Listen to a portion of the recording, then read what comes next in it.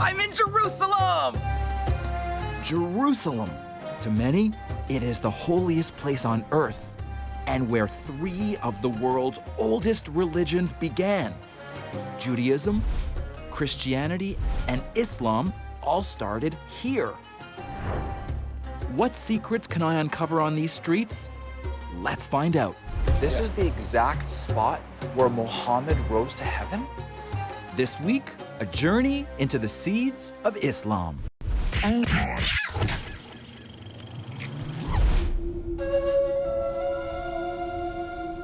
Jerusalem.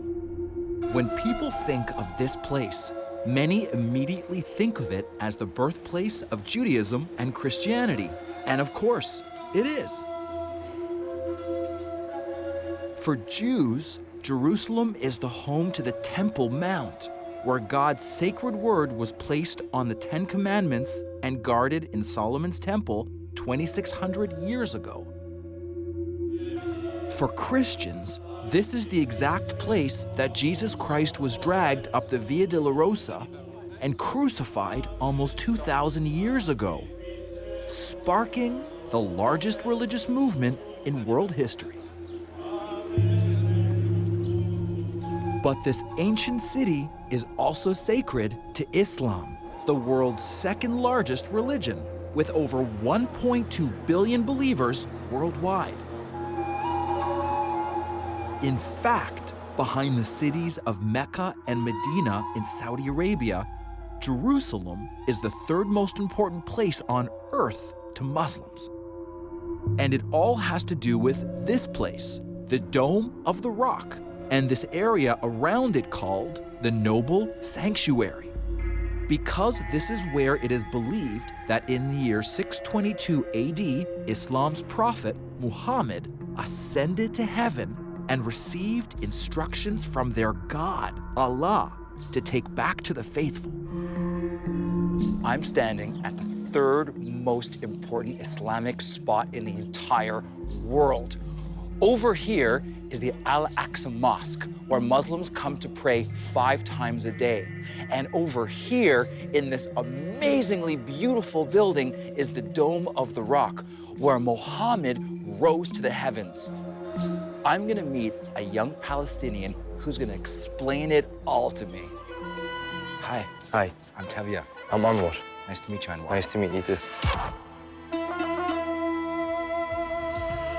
It's a great pleasure for me to be at the Dome of the Rock today. Well, thank you. It's a beautiful place. Can you explain to me a little bit about the significance of this building to believers of the Islamic religion? Well, this place is considered to be one of the most important places for the Muslims. First of all, it has a high significance spiritually because the Prophet Muhammad was teleported to the sky from this place exactly. And it's said this is the closest place you can get to heaven. It has a huge importance to all of the religions. It's in a holy place, in a holy city, it's in the Holy Land, so it's considered a very religious place, a very emotional place for us, for people in Jerusalem, and for the whole Islamic world, you know? Yeah. Can you tell me what it means to you? As a resident of Jerusalem, it is a very important place for me, you know, as a person who was born and raised in Jerusalem. You know, this is part of my identity, you know? When I want to pray, it's the place to go. When I want to feel closer to God, this is the place to go. It means a lot to me from that side. Well, if this is the closest place I can get to heaven, I have to go see. Well, you should. It's a beautiful place. Next, Anwar would give me a close-up tour outside of the Dome of the Rock, the mosque that surrounds the enormous rock that actually sits physically in the middle of it. And it was not hard to see the incredible workmanship of its ancient architecture. Can you tell me a little bit about, you see how it has like a Moroccan motif? The colors, yeah, the colors and the tiles. Yeah, they brought people from all over the Islamic world to do all this work. And whoever did the best work was really rewarded for his work. So people tried their hardest. It was the piece of art of the age. So when they constructed this, the best craftsmen of the time came here to build it. Only the best did it. It's amazing. Wow. The dome itself, It's the symbol of Jerusalem now. Wherever you see a picture of Jerusalem, this has to be in it, you know? Yeah. It defines Jerusalem. While standing outside this iconic Jerusalem building, I was desperate to go inside. But Anwar made it clear I had to wait, for right at this exact moment, it was women's prayer hour inside the dome. No men allowed. So Anwar suggested that while we wait, we should go for a walk through Jerusalem's old city and the Shuk, the ancient 2,000-year-old market that is famous throughout Israel. Well, the Shuk is as old as Jerusalem was built, so you're talking about maybe 2,000 years old. So are you telling me Jesus would come here and go shopping? Uh-huh.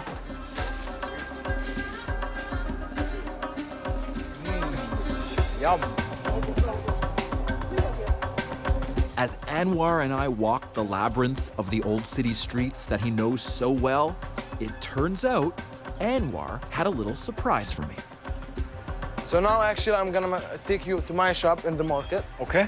It's been my family business for the last 65 years now. Okay. According to my religion, I have to make something useful every single day to be productive and to make the world a better place.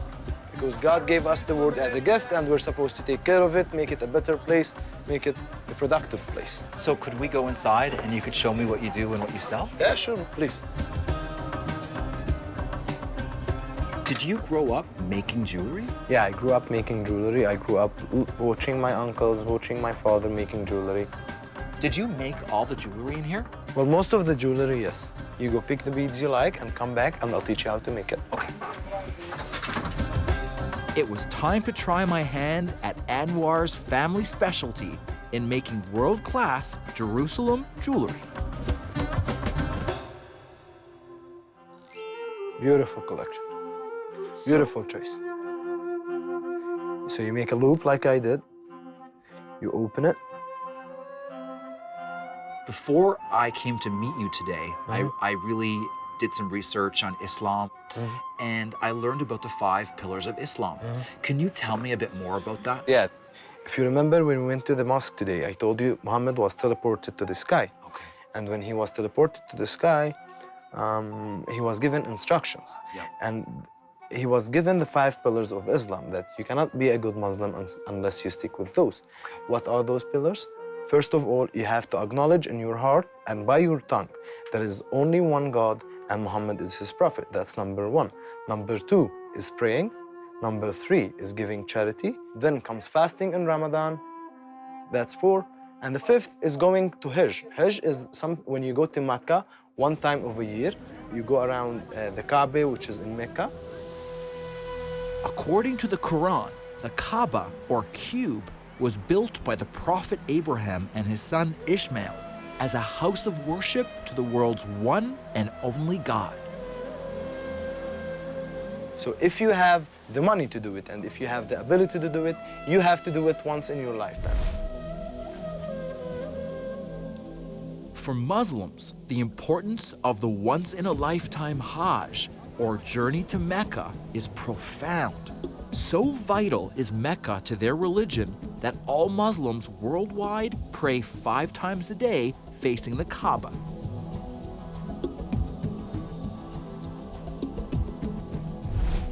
They're beautiful. Okay. How does it look? Perfect, just as this one. You can't even spot the difference. Let me see. Thank you. It was an honor.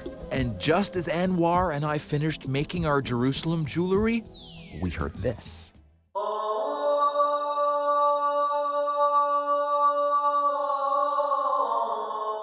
I was about to find out that it is one of the most important calls in all of Islam.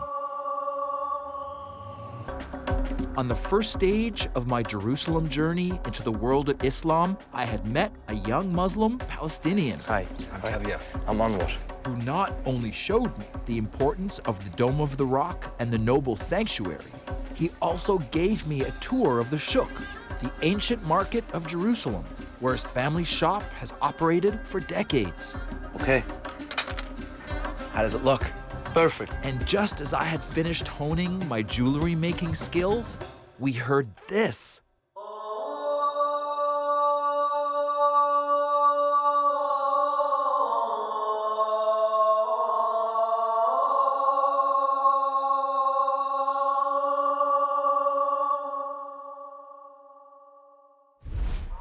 What is it?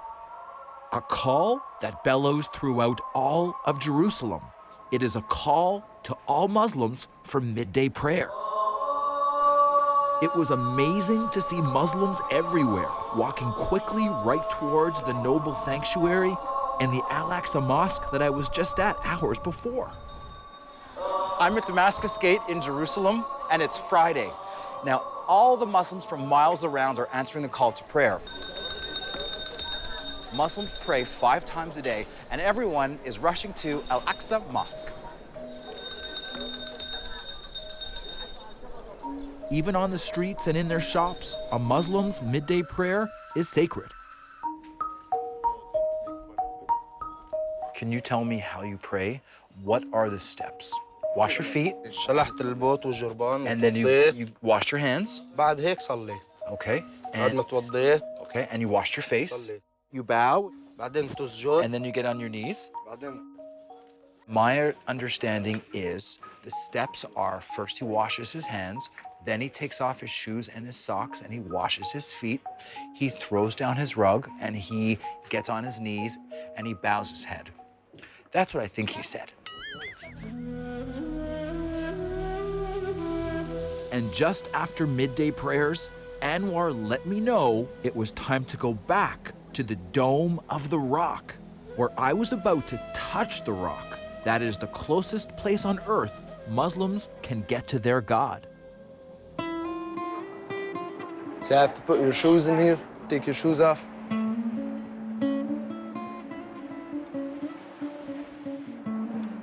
Wow, this is amazing.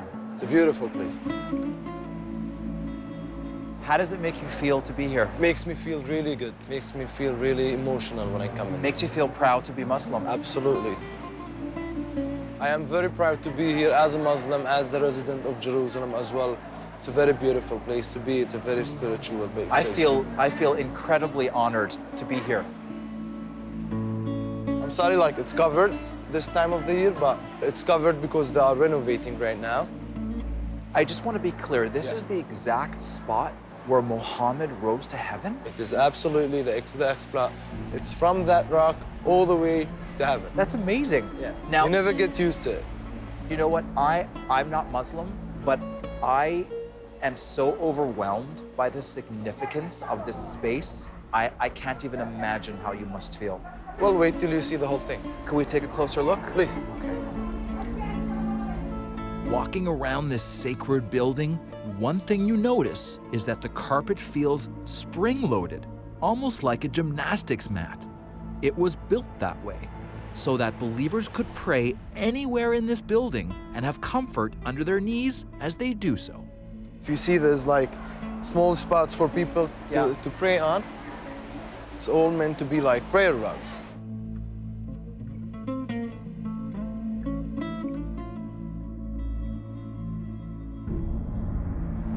Anwar, so these are all Qurans. Yeah, that's the holy book. That's the holy book of the Muslims. That's our holy Quran.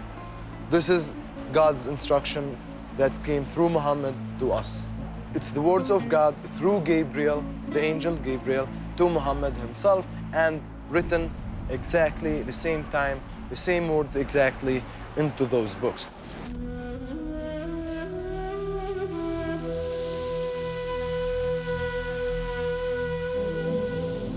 So they are all the same, nothing changes. It's basically the instruction to the Muslims, or to the whole world, let's say.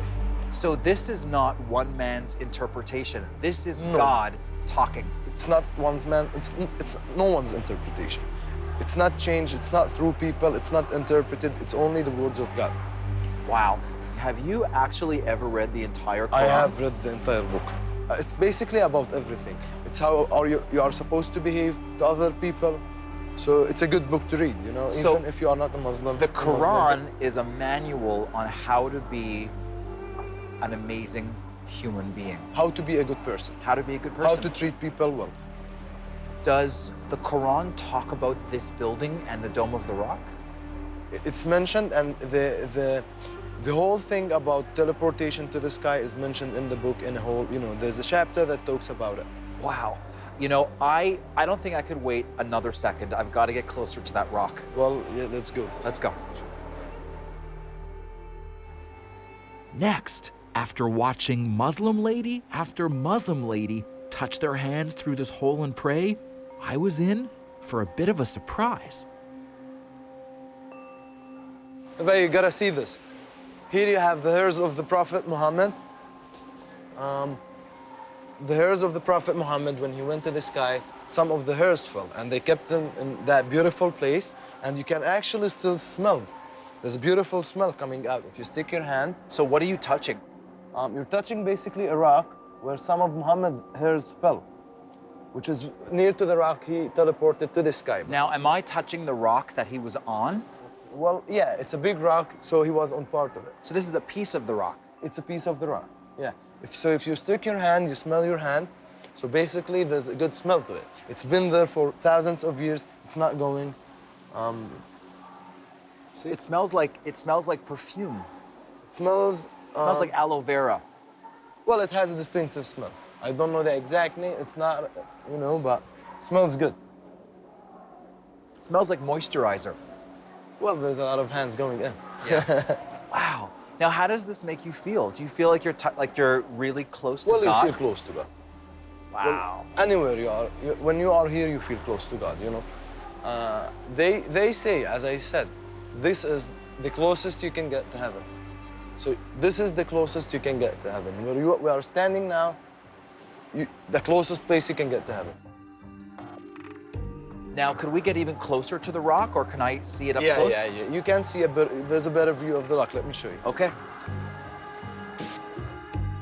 Where was Anwar about to take me? It turns out I was about to get an even closer relationship with one of the most religiously significant rocks in all of human history. Where would that be? You won't believe it. So far, on my journey into the world of Islam in Jerusalem, I have walked the old city. I've seen how Muslims operate their businesses and how they pray. But most importantly, I've spent a lot of time here at the noble sanctuary, the third most important holy site in the Muslim world. But it was getting into the Dome of the Rock that is very tough for non-Muslims, let alone their film crews. That was incredible. Wow. This is amazing.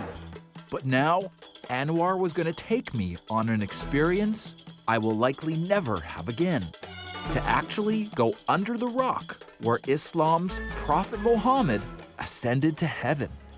So we are now underneath the rock. You are absolutely, you are underneath the rock. That's the rock where Muhammad was teleported. It's one big, huge rock. So this here's the rock. Yeah, so that's I'm the touching rock. it. You are touching it. This is the absolutely. rock that Muhammad rose to heaven. Yeah, that's the side, But up there is the center of the Dome of the Rock where Muhammad went. And Muhammad actually was lying on this rock. He was lying, on the On upper top of side. the rock. So we're on the upper underneath side. it. We are underneath it. He was lying on the upper side of the rock, and then he went all the way to heaven. So this spot where we're standing is the third most religious spot for Absolutely. Muslims on earth. Absolutely. The closest place to heaven. Wow. That's amazing. Yeah, that's nice. Anwar, thank you so much. Thank you very much. It's been a pleasure. And with that, I had just taken part in one of the most intimate religious Muslim experiences a person could have. What could top that? Well, we would head to the Arab quarter of the ancient Jerusalem market. That's mostly a traditional food restaurant. It's my friend's place, actually. Hi. How are you? I'm Tevya. Nice to meet you. How are you, Abzubra? Hi. Now, I wanted to ask you about customs and food. Do Yeah. the Jews come and eat in the Islamic quarter, and do the Christians eat in the Jewish quarter? How does all of that work? Well, what we have here is halal and the same spices, the same cooking. What's different about it is the method of killing the beast, like killing the animal, which is called halal or kosher. Now, we and the Jews share almost the same exact methods of like preparing the food or making the meal, you know? So we are allowed to eat from the Jews, no problem at all, you know? This is considered a mixed area. So the Jews come here, the Christians come here, so they're all supposed like to be able to eat from here. Come, have a seat. Traditionally here we mostly share the food. We share them. Smells good. Yeah, it's fresh salad, fresh chicken. And we traditionally here say the food, but for that we have to pray. We say Bismillah, which means in the name of God. Bismillah. Bismillah. Enjoy. Thank you. I love pickles. Yeah. It's good. That was worth flying for 13 hours to get here. The pickles.